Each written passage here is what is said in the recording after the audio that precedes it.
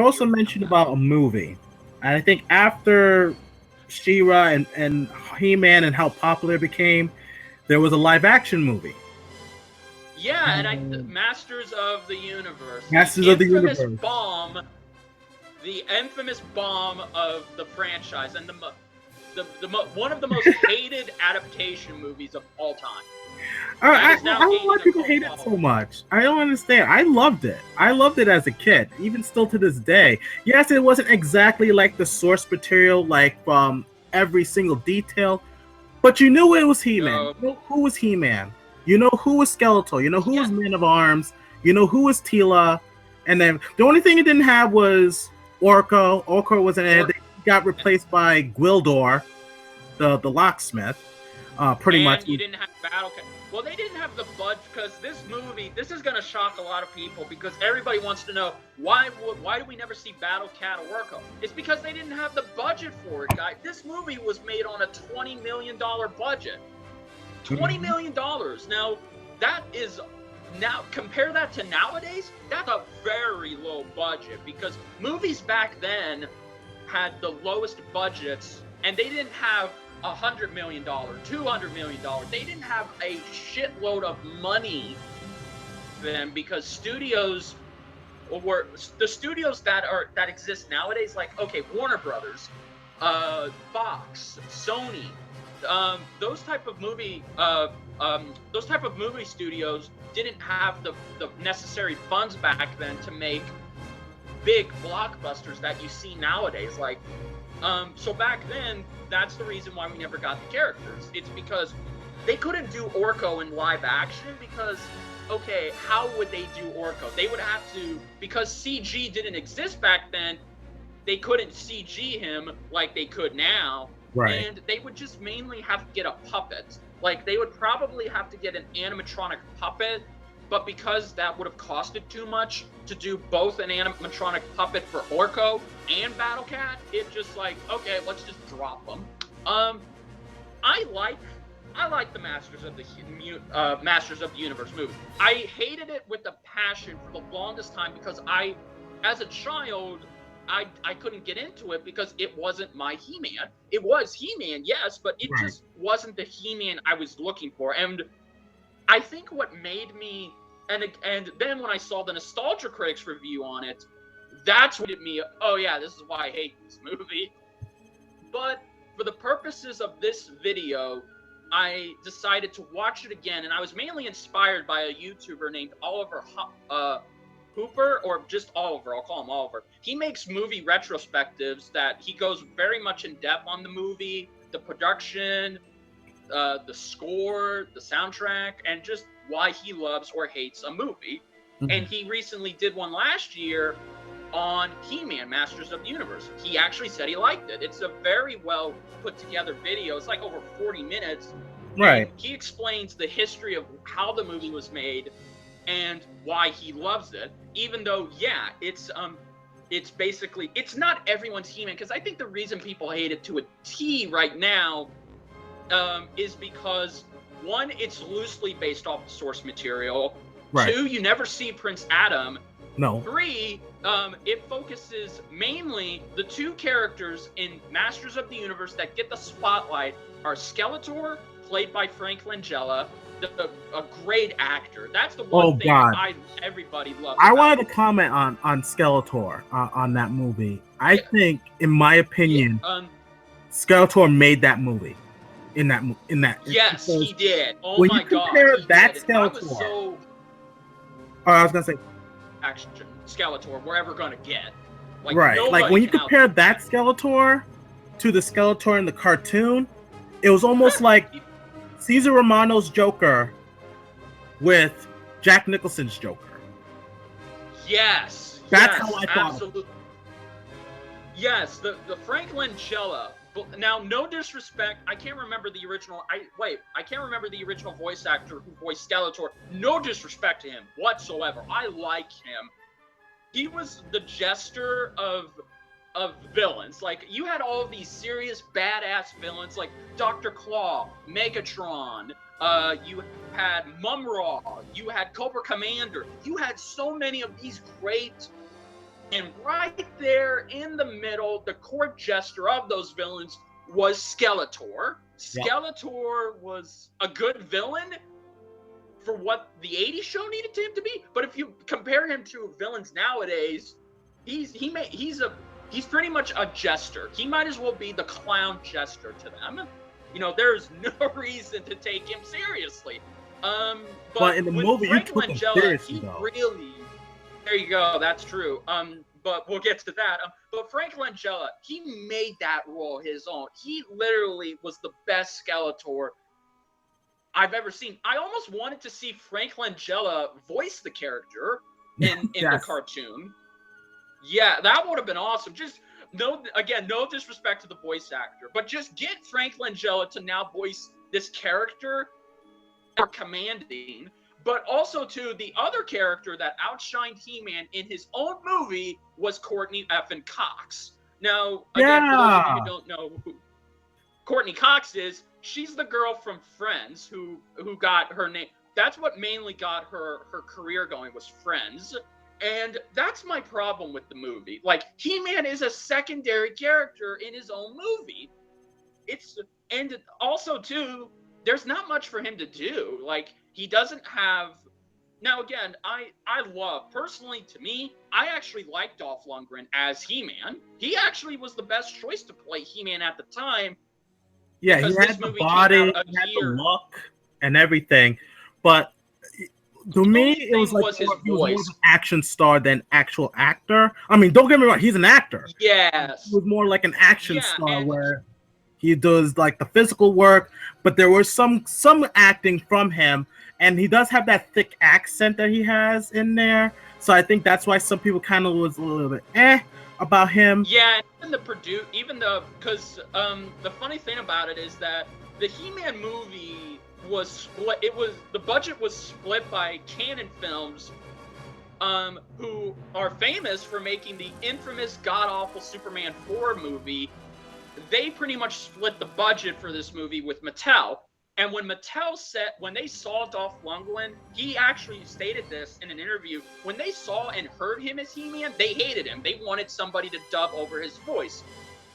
But he had a contract that said he can try 3 times to see if he can get his accent under control and if he can do his He-Man voice right. And by the 3rd time, he actually did it. So I look back on his He-Man voice. I like his He-Man voice. I mean, yeah, we don't get to hear much of him, but when we do, I mean, it's He-Man. I mean, now, yeah, they probably, if they did dub him over, which I would have loved to see how that turned out, they probably would have just gotten the original voice actor from the cartoon to voice over him. Yeah, but it would sound weird, though, if they did that. It kind of would, yes. Like, definitely. It wouldn't be like, okay, he's wearing a mask or something to hide his face. They would have to do that in order to dub over him, because if they just dubbed over him while his lips were moving, it just would have been off. And quite frankly, I was glad that they stuck with him, because again, Dolph Lundgren is the perfect choice for He-Man. He was the perfect choice for He-Man back then. I mean,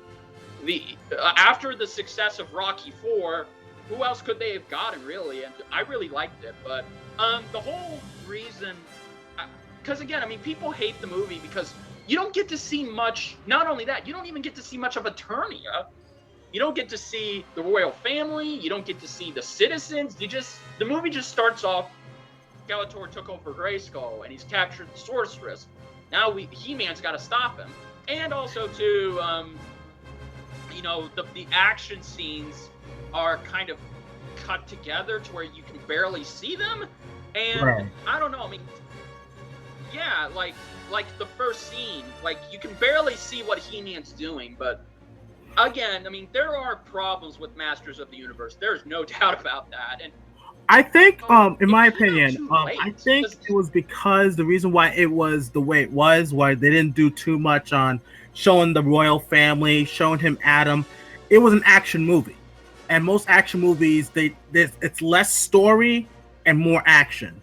And they wanted this. They actually said they wanted this to be like Star Wars, where we don't see Prince Adam. We don't see him transform into Prince Adam, but it's basically just He-Man, and he's trying to get to this place to that place. So he's basically going on a journey as He-Man, not Right. as Prince Adam transforming into He-Man.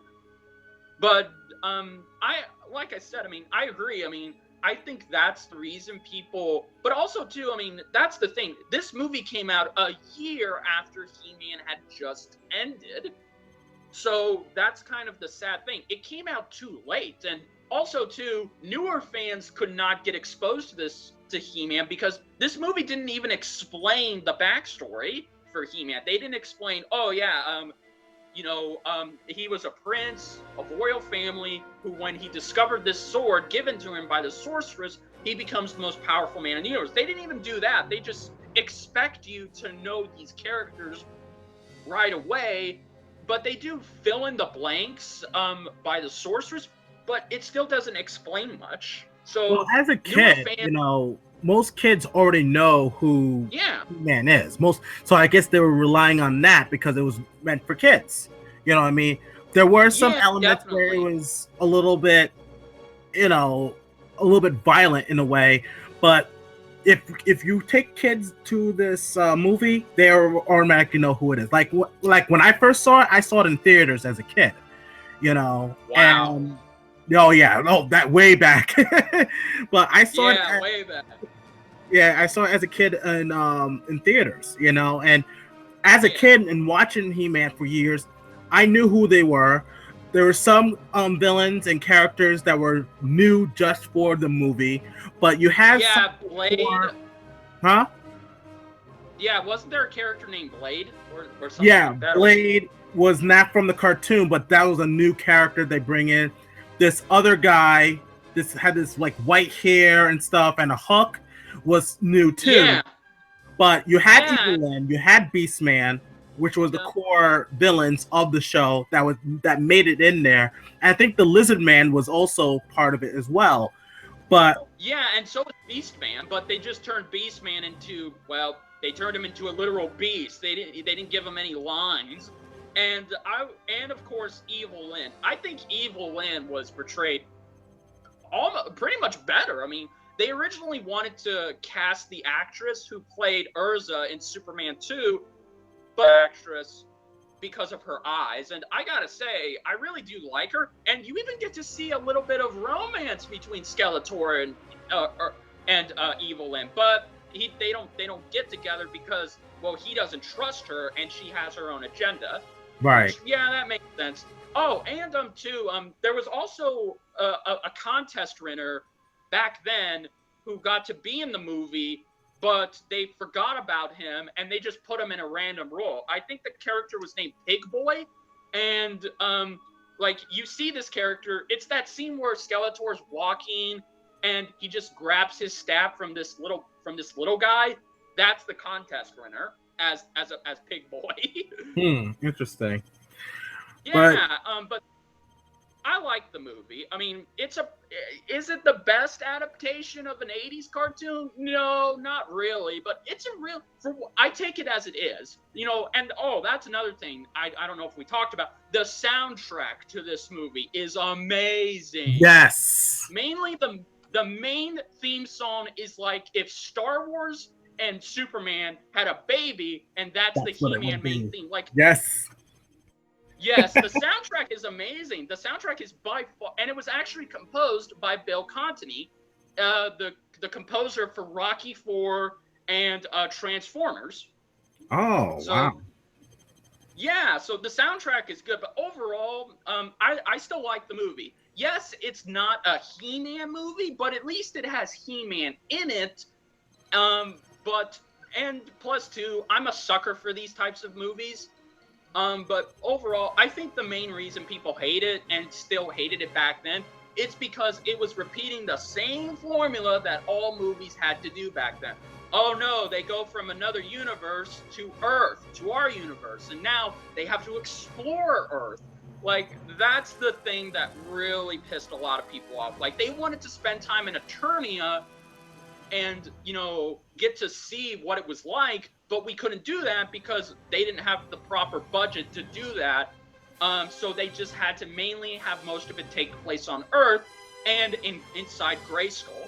And again, I would have loved to see, if this movie was given a better budget, I would have loved to see, because there's a lot of good concept art you can find online that shows what this movie would have been like if they would have done Snake Mountain, or they had everything planned out, but like I said, they were limited to what they had between them and Mattel.